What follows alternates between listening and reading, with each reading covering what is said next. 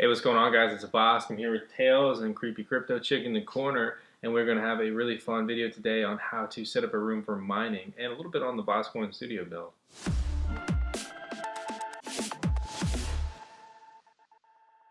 Alright, so one of my top questions I get is how to set up a room for mining. There's so many different levels of doing this. I'm just going to talk about the basic level. So first off, you need to pick a room or decide to do it throughout your house, and I'll explain why that's beneficial. So this is the room I'm choosing. This room I'm going to set up for mining. In addition, it's also going to be the new VoskCoin studio. But we're going to talk about it just in the mining room context right now. So this is basically the only spare room I have, and it's a 10 by 10. And it's still going to be pretty effective for setting up a mini mining farm in here. If you look around the room, it's a basic cube, and I've got several outlets. But outlets don't tell you exactly how many amps you have to play with. So let's get into electric, because that's really the main piece here. You need to understand how much electric you have, or add electric, and go from there. So let's just say this is all the electric we have, and let's just say that it's a 20 amp breaker. Well, the 20 amp breaker, your amp load is essentially 16 amps. You don't want to ever use more than 80% of your electric. And you also don't ever want your mining rig running at more than 80% of the mining rig's PSU's power output. It's always the 80% rule with everything electric. So let's talk watts to amps. We have a mining rig here, this RX 470 I just built that I haven't released the video, so make sure to stay tuned for that, because I am going to do some red builds, and I said 470, but it's actually 570, so I lied. So we have this mining rig consuming 1200 watts. And that's on 120 volt. And I have a watt meter or kilowatt in the wall, which gives me a semi-accurate readout of what we're dealing with. If you want one of those, in the description. And that's actually pretty useful when you're setting up your farm, because you want to make sure you're within safe limits of your power supply and on the actual load that your electric line can carry. So 1200 watts on 120 volt standard US electric, that is 5 amps. Or excuse me, 10 amps. That's 10 amps.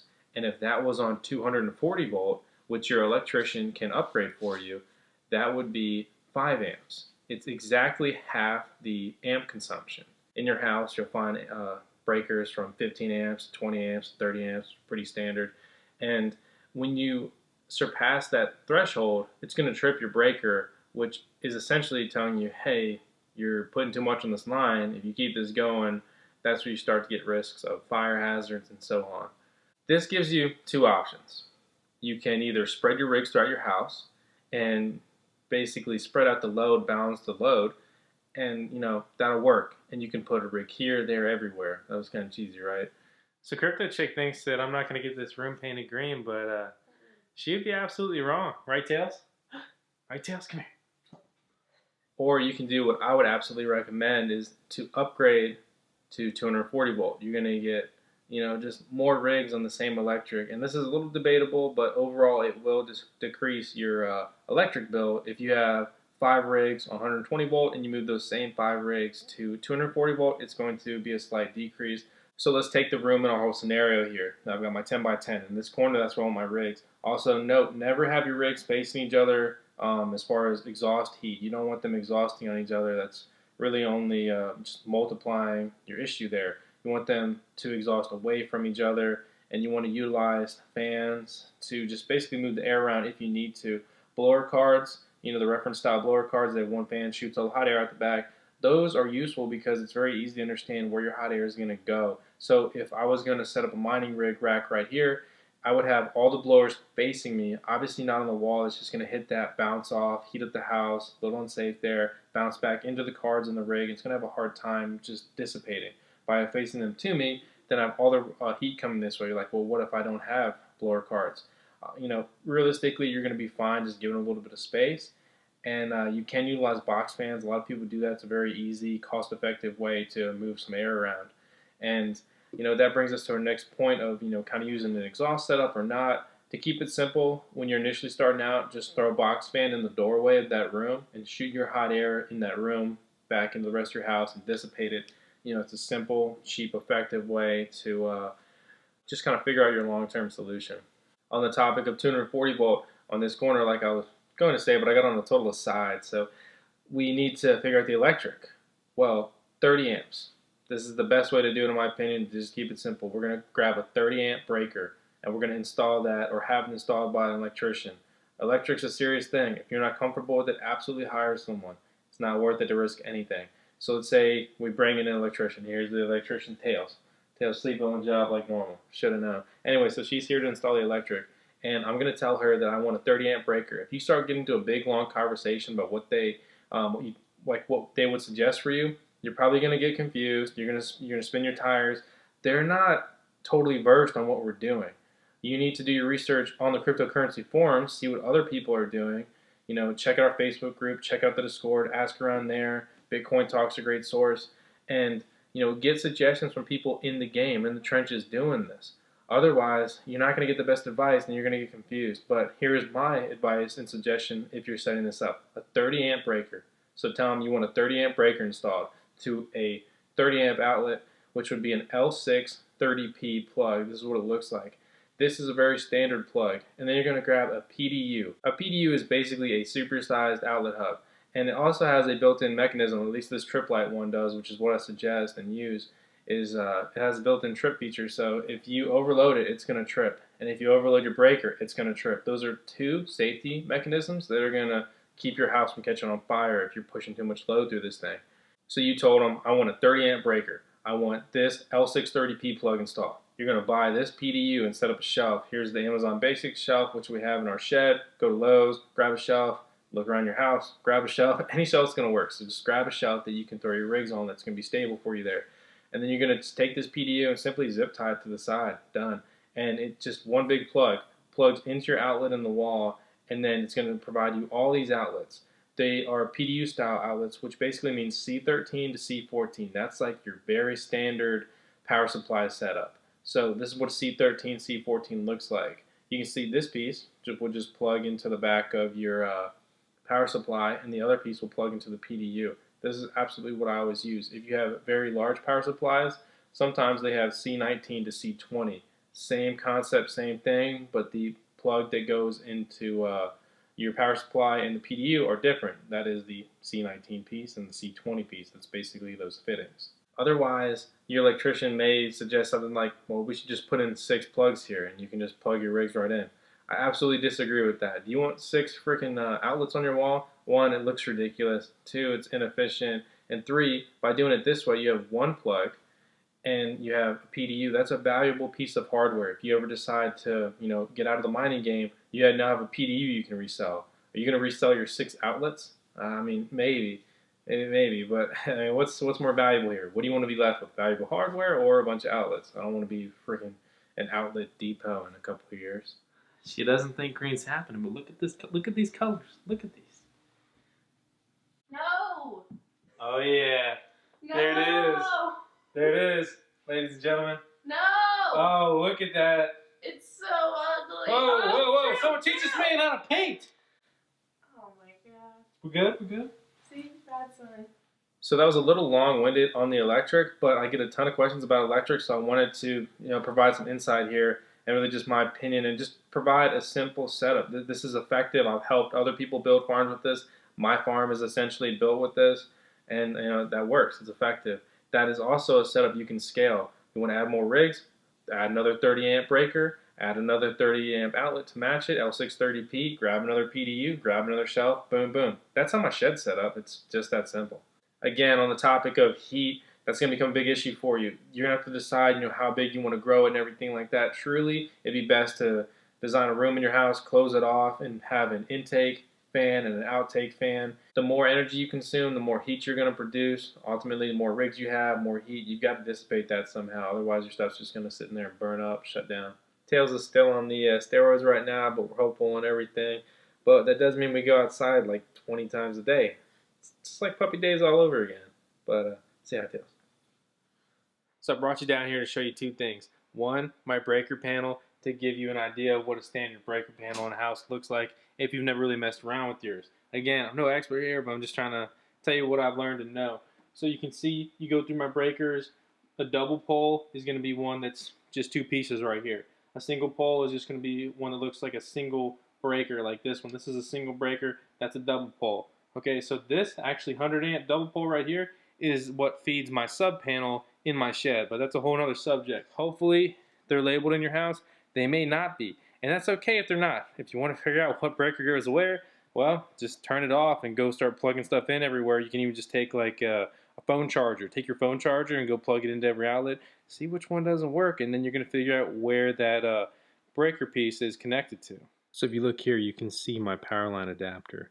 The other one is plugged in inside the shed, and it's actually going from the shed back into the house to give me Ethernet through my outlets here inside the actual house. The other piece I want to show you while I'm down here is you can see this Ethernet cable that is connected to the Powerline adapter.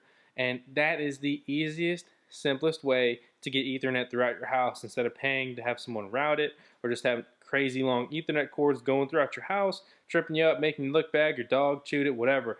This is the way to go. Again, everything I use in this video is going to be in the description below, and all those links support VoskCoin. So if you want to support this video and more to be made, I really appreciate when you guys use our stuff. Seriously, it makes all the difference. So I just want to make one more note on getting Ethernet spread throughout your house. If you look behind me, oh, wrong way, it's inverted. You can see right there, that is the new RX rig I'm working on. And there's no Ethernet port in here. So how am I running it? It's on SMOS, only accepts Ethernet, which if you want to check out that video and set up SMS, it's right there. But we're using that Wi-Fi bridge right there. So that's it's a repeater basically. So it connects to my router, and then it broadcasts another Wi-Fi signal that you can connect to your devices, whatever. But there's also 5 Ethernet ports, maybe it's 4, I'll show you in a second, on the back. And you can plug that in, basically a Wi-Fi bridge. So this will get you Wi-Fi anywhere else in your house. You can also take this and run it to a switch. You can run a switch off of a Powerline adapter, which I just showed you, or you can run a switch off of a router, obviously, or you can run a switch off of a Wi-Fi bridge router like this.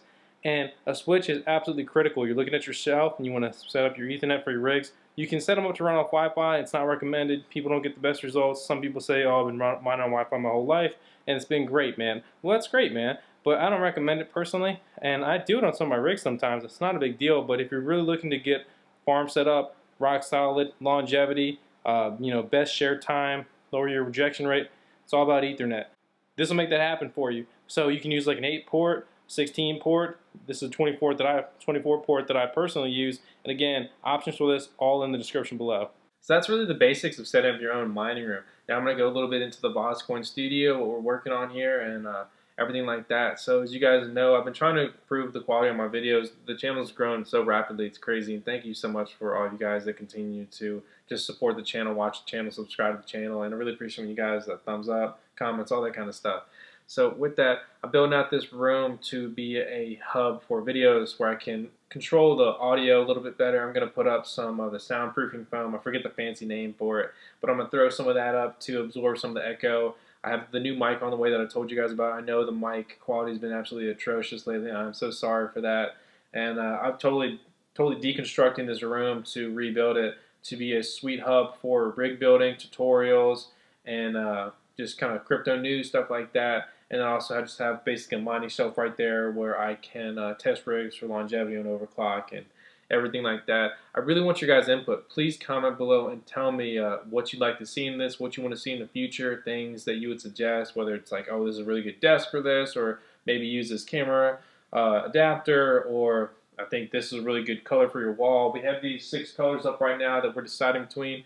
Drop a comment below and tell me 1, 2, 3, 4, 5, 6. I personally voted 1, but somebody called that baby puke green. I was like, that hurts. That hurts, man.